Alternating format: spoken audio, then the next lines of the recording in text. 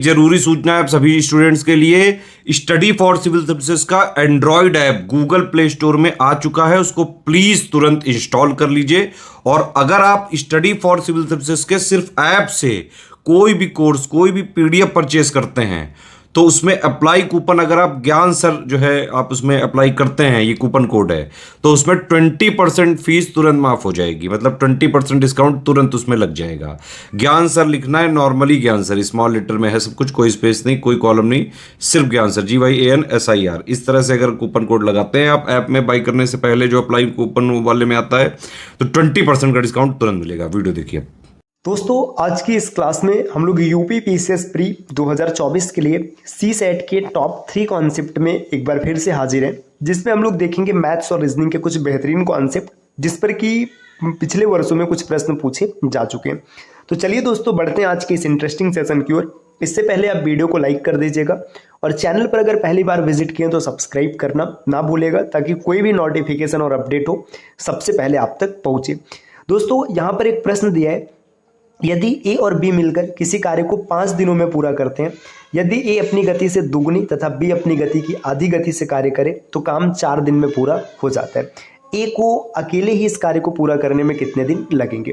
देखिए, time and work का एक बेहतरीन प्रश्न है। इस प्रश्न को सॉल्व करने का बेसिक सा कॉन्सेप्ट ये है कि इसमें आपको कार्य को बराबर करना पड़ेगा। जैसे देखिए, यहाँ पे मान लीजिए एक कार्य है, इस कार्य को अगर ए और बी कर रहे हैं, है ना, ये चाहे जिस क्षमता से करेंगे, कार्य का मान कभी नहीं बदलेगा। क्योंकि भाई जो कार्य है, जैसे मान लीजिए कि आपको ये इतना कोई भी काम है, मान के चलिए इतना आपको ईंट उठाकर एक जगह से दूसरी जगह तक रखना है, तो ये ईंट की मात्रा तो लिमिटेड है, ये कभी नहीं बदलने वाला है। तो इसी कॉन्सेप्ट का प्रयोग यहाँ पर करेंगे। देखिए, ए और बी मिलकर कार्य को 5 दिन में पूरा करते, ए प्लस बी, अगर ये दोनों काम करेंगे तो कार्य कितने दिनों में पूरा हो जाएगा? ये 5 दिनों में पूरा हो जाएगा।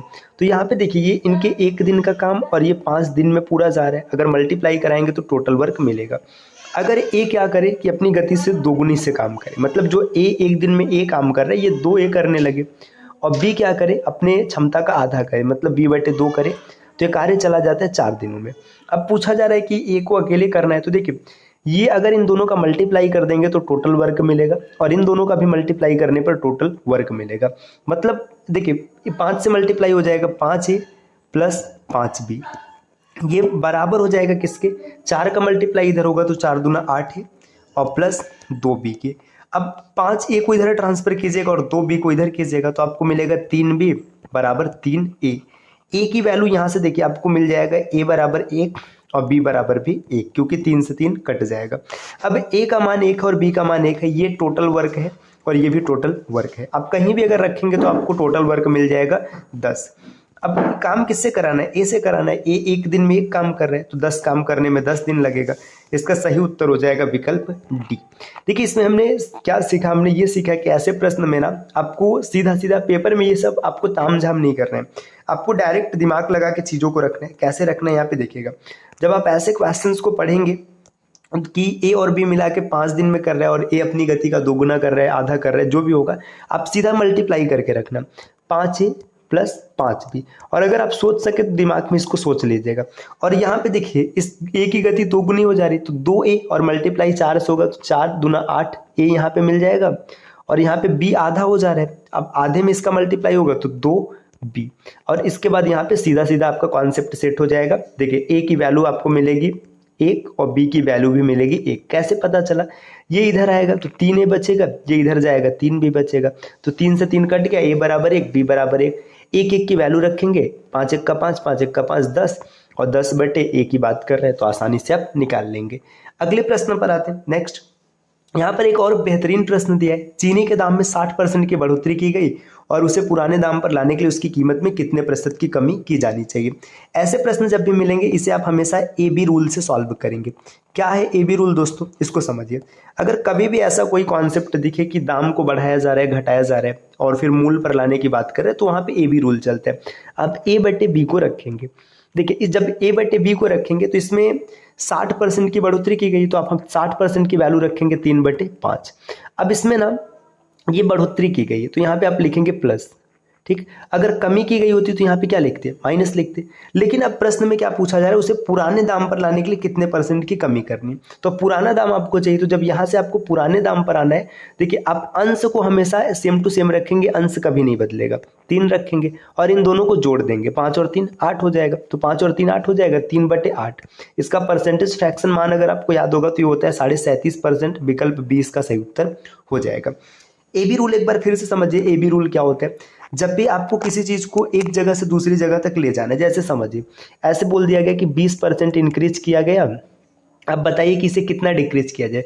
तो 20% की परसेंटेज फ्रैक्शन वैल्यू 1/5 होती है, प्लस का साइन लगाएंगे, सीधा सीधा आप अंश को सेम रखेंगे 1 और यहाँ पे 5 और 1 6।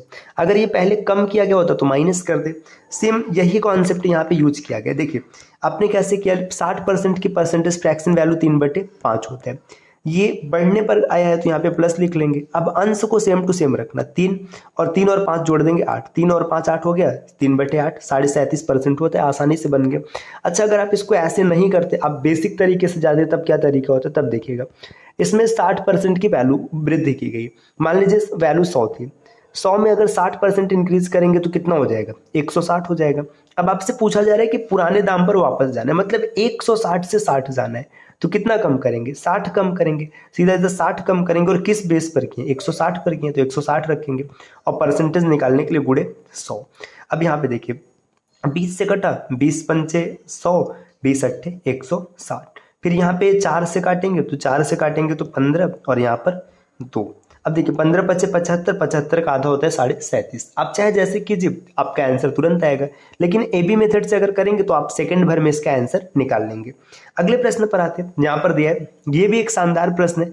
x³ - 6x² + 2x - 4 को यहाँ पे -3/2x और +1 से भाग दिया जाए तो शेषफल कितना आएगा। देखिए आपको ऐसे प्रश्नों को भी सॉल्व करने के लिए बेसिक तरीके से नहीं बल्कि कॉन्सेप्ट से जाना है।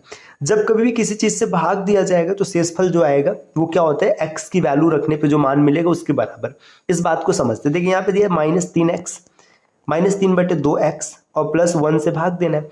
अब बराबर में 0 मान लीजिएगा, है ना। अब इस एक को इधर ट्रांसफर कीजिए, 3/2 x = -1, माइनस से माइनस कट गया, 2 को इधर भेज दीजिएगा तो आपको x = मिलेगा 2/3। हमने इसको डायरेक्ट कर लिया, x का मान 2/3 आ गया ना। जहां जहां x दिख रहा है वहां वहां 2/3 रख दीजिएगा, जो आपको मिलेगा वही फाइनल आंसर होगा। देखिए x की वैल्यू अगर हम 2/3 रखेंगे तो x का देखिए 2 का क्यूब 8 हो जाएगा, 8/27। ठीक, अब यहाँ पे देखिए -6 2 दूना 4, 6 चौका 24/9, इतना हो गया। फिर यहाँ पर है प्लस 3 दूना 6, 2 3 2 दूना 4/3 और -4 बटे में कुछ नहीं 1 लगा लेते हैं। इसे सॉल्व करेंगे, इसका एलसीएम लेंगे 27। आगे देखिएगा यहाँ पे 27 × 27 मतलब ये 8 ही मिलेगा। फिर -24 72 हो जाएगा। नेक्स्ट यहाँ पर लिखेंगे प्लस 9 चौका 36 हो जाएगा और -27 चौका 81 हो जाएगा। अब एक चीज ध्यान दीजिएगा, ये 81 और ये 72 इन दोनों को आपस में जोड़ेंगे तो आपको मिल जाएगा यहाँ पे 3 और 153 और ये माइनस में है और प्लस में यहाँ पर 44/27।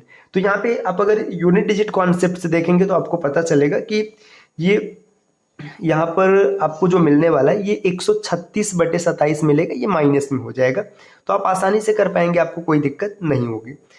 साथियों 1 मिनट, यहाँ पे यूनिट डिजिट कॉन्सेप्ट अगर हम लोग देखेंगे तो यहाँ पर 13 में से 4 जाएगा तो 9 मिलना चाहिए। कहीं पर कैलकुलेशन में कोई छोटी मोटी मिस्टेक है क्या? अगर 36 4 40 इतना हो जाएगा और इसको अगर माइनस करेंगे तो यूनिट डिजिट 9 दिख रहा है, यहाँ पे 6 दिया हुआ है। देखिए कहीं ना कहीं कोई भी छोटी मोटी मिस्टेक हुई होगी कैलकुलेशन में जो हम लोग ध्यान नहीं दे रहे हैं। 27 दूना, अच्छा यहाँ पे देखिए 27 दूना 54, 108 होगा। यहाँ पे मैंने 81 लिखा है, माफ कीजिएगा साथियों, इसी कारण देखिए यहाँ पे अगर आप देखेंगे तो ये 108 हो जाएगा, न कि 81 होगा।